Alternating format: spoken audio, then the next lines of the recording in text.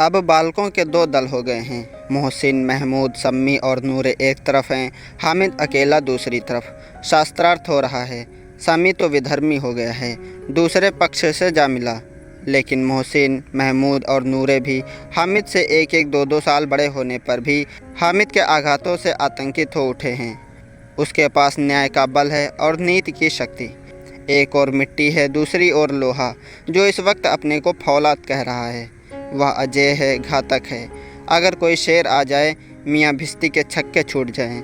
जो मियाँ सिपाही मिट्टी की बंदूक छोड़कर भागे, वकील साहब की नानी मर जाए, चोगे में मुंह छिपाकर ज़मीन पर लेट जाएं। मगर यह चिमटा या बहादुर या रुस्तम हिंद लपक कर शेर की गर्दन पर सवार हो जाएगा और उसकी आंखें निकाल लेगा। मोहसिन ने एड़ी चोटी का जोर लगाकर कहा, अच्छा, पानी तो नहीं भर सकता।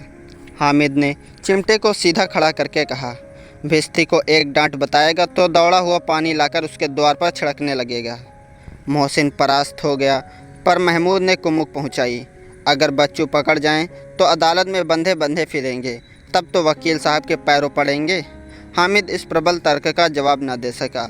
उसने पूछा, हमें पकड़ने कौन आएगा? नूरे ने अकड़ कर कहा, यह सिपाही बंदूक वाला। हामिद ने मुंह चिढ़ाकर कहा, यह बेचारे हम बहादुर रुस्तम हिंद को पकड़ेंगे। अच्छा लाओ, अभी जरा कुश्ती हो जाए, इसकी सूरत देखकर दूर से भागेंगे, पकड़ेंगे क्या बेचारे। मोहसिन को एक नई चोट सूझ गई, तुम्हारे चिमटे का मुंह रोज आग में जलेगा।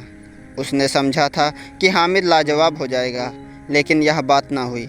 हामिद ने तुरंत जवाब दिया, आग में बहादुर ही कूदते हैं जनाब। तुम्हारे यह वकील, सिपाही और भिस्ती नौकरों की तरह घर में घुस जाएंगे। आग में वह काम है जो यह रुस्तम हिंद ही कर सकता है। महमूद ने एक जोर लगाया, वकील साहब कुर्सी मेज पर बैठेंगे, तुम्हारा चिमटा तो बावर्ची खाने में ज़मीन पर पड़ा रहने के सिवा और क्या कर सकता है। इस तर्क ने सम्मी और नूरे को भी सही कर दिया। कितने ठिकाने की बात कही है पट्टे ने, चिमटा बावर्ची खाने में पड़ा रहने के सिवा और क्या कर सकता है। हामिद को कोई फड़कता हुआ जवाब न सूझा, तो उसने धांधली शुरू की, मेरा चिमटा बावर्ची खाने में नहीं रहेगा। वकील साहब कुर्सी पर बैठेंगे तो जाकर उन्हें ज़मीन पर पटक देगा और उनका कानून उनके पेट में डाल देगा। बात कुछ बनी नहीं, खासी गाली गलौज थी, लेकिन कानून को पेट में डालने वाली बात छा गई। ऐसी छा गई कि तीनों सुरमा मुँह ताकते रह गए, मानो कोई धेलछा कनकौवा किसी गंडे वाले कनकौवे को काट गया हो। कानून मुंह से बाहर निकलने वाली चीज़ है, उसको पेट के अंदर डाल दिया जाना बेतुकी सी बात होने पर भी कुछ नयापन रखती है। हामिद ने मैदान मार लिया, उसका चिमटा रुस्तम हिंद है। अब इसमें मोहसिन, महमूद, नूरे, सम्मी किसी को भी आपत्ति नहीं हो सकती। विजेता को हारने वालों से जो सत्कार मिलना स्वाभाविक है, वह हामिद को भी मिला।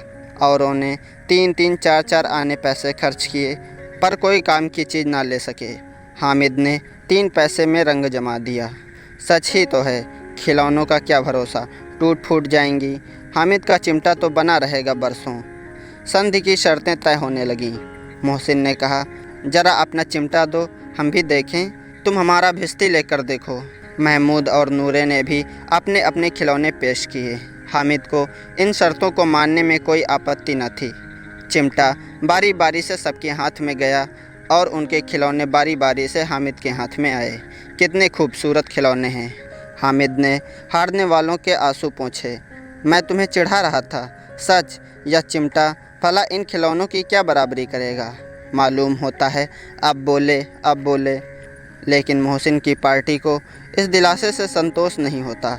चिमटे का सिक्का खूब बैठ गया है, चिपका हुआ टिकट अब पानी से नहीं छूट रहा है। मोहसिन बोला, लेकिन इन खिलौनों के लिए कोई हमें दुआ तो ना देगा। महमूद बोला, दुआ को लिए फिरते हो, उल्टे मार ना पड़े। अम्मा ज़रूर कहेंगी कि मेले में यही मिट्टी के खिलौने मिले थे। हामिद को स्वीकार करना पड़ा कि खिलौनों को देखकर किसी की माँ इतनी खुश ना होगी जितनी दादी चिमटे को देखकर होंगी। 3 पैसों में ही तो उसे सब कुछ करना था, और उन पैसों के इस उपाय पर पछतावे की बिल्कुल ज़रूरत न थी। फिर अब तो चिमटा रुस्तम हिंद है और सभी खिलौनों का बादशाह। रास्ते में महमूद को भूख लगी, उसके बाप ने केले खाने को दिए। महमूद ने केवल हामिद को साझी बनाया, उसके अन्य मित्र मुंह ताकते रह गए। यह उस चिमटे का प्रसाद था। 11 बजे गांव में हलचल मच गई। मेले वाले आ गए। मोहसिन की छोटी बहन ने दौड़कर भिश्ती उसके हाथ से छीन ली और खुशी के मारे जो उछली तो मियाँ भिश्ती नीचे आ गिरे और परलोक सिधारे। इस पर भाई बहन में मारपीट हुई। दोनों खूब रोए। उनकी अम्मा यह शोर सुनकर बिगड़ी और दोनों को ऊपर से 2-2 चांटे और लगाए। मियाँ नूरे के वकील का अंत उनके प्रतिष्ठानुकूल इससे ज़्यादा गौरवमय हुआ। वकील ज़मीन पर या ताक पर ही नहीं बैठ सकता, उसकी मर्यादा का विचार तो करना ही होगा।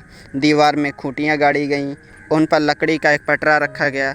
पटरे पर कागज़ का कालीन बिछाया गया। वकील साहब राजा भोज की भांति सिंहासन पर विराजे। नूरे ने उन्हें पंखा झलना शुरू किया। अदालतों में खस की पट्टियाँ और बिजली के पंखे रहते हैं, क्या यहाँ मामूली पंखा भी ना हो? कानून की गर्मी दिमाग पर चढ़ जाएगी कि नहीं? बांस का पंखा आया और नूरे हवा करने लगे। मालूम नहीं पंखे की हवा से या पंखे की चोट से वकील साहब स्वर्गलोक से मृत्युलोक में आ गए और उनका माटी का चोला माटी में मिल गया। फिर बड़े ज़ोर शोर से मातम हुआ और वकील साहब की अस्थि घूरे पर डाल दी गई। अब रहा महमूद का सिपाही। उसे चटपट गांव का पहरा देने का चार्ज मिल गया। लेकिन पुलिस का सिपाही कोई साधारण व्यक्ति तो नहीं जो अपने पैरों चले, वह पालकी पर चलेगा। एक टोकरी आई, उसमें कुछ लाल रंग के फटे पुराने चिथड़े बिछाए गए जिसमें सिपाही साहब आराम से लेटे। नूरे ने यह टोकरी उठाई और अपने द्वार का चक्कर लगाने लगा। उसके दोनों छोटे भाई सिपाही की तरह छोड़ने वाले जागते रहो पुकारते चलते हैं, मगर रात तो अंधेरी थी। नूरे को ठोकर लग जाती है, टोकरी उसके हाथ से छूटकर गिर पड़ती है और मियाँ सिपाही अपनी बंदूक लिए ज़मीन पर आ जाते हैं और उनकी एक टांग में विकार आ जाता है। महमूद को आज ज्ञात हुआ कि वह अच्छा डॉक्टर है। उसको ऐसा मरहम मिल गया है जिसे वह टूटी टांग को आनन फानन जोड़ सकता है। केवल गूलर का दूध चाहिए। गूलर का दूध आता है, टांग जवाब दे देती है। शल्यक्रिया असफल हुई, तब उसकी दूसरी टांग भी तोड़ दी जाती है। अब कम से कम एक जगह आराम से बैठ तो सकता है। एक टांग से तो ना चल सकता था ना बैठ सकता था। अब वह सिपाही सन्यासी हो गया है, अपनी जगह पर बैठा बैठा पहरा देता है। कभी कभी देवता भी बन जाता है। उसके सिर पर झालरदार साफा खुरच दिया गया है। अब उसका जितना रूपांतर चाहो कर सकते हो। कभी कभी तो उससे बाट का काम भी लिया जाता है। अब मियाँ हामिद का हाल सुनिए। आमिना उसकी आवाज़ सुनते ही दौड़ी और उसे गोद में उठाकर प्यार करने लगी। सहसा उसके हाथ में चिमटा देखकर वह चौंकी। यह चिमटा कहाँ था? मैंने मोल लिया है। कै पैसे में? 3 पैसे दिए। आमिना ने छाती पीट ली। यह कैसा बेसमझ लड़का है कि दोपहर हुआ, कुछ न खाया पिया, लाया क्या चिमटा? सारे मेले में तुझे और कोई चीज़ न मिली जो यह लोहे का चिमटा उठा लाया? हामिद ने अपराधी भाव से कहा, तुम्हारी उंगलियां तवे से जल जाती थी, इसलिए मैंने इसे लिया। बुढ़िया का क्रोध तुरंत स्नेह में बदल गया, और स्नेह भी वह नहीं जो प्रगल्भ होता है और अपनी सारी कसक शब्दों में बिखेर देता है।